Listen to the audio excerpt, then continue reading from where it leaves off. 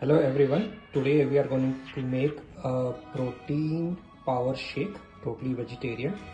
We start with 2 spoons or around 20 ml of yogurt, one scoop of whey isolate, around 30 grams of protein, around 30 grams of oats, around 50 ml of almond milk because it does not have much fat compared to regular milk, 1 small banana, 1 spoon of peanut butter, sugar free. Then we move to our dry fruits. So we have chia seeds, flax seeds, and pumpkin seeds. Few quantity like 5 to 10 grams. Then we have some kishmish, raw peanuts, black kishmish, almonds, kaju, and some soaked almonds. So this all will go together in my mixer, and let's look at it.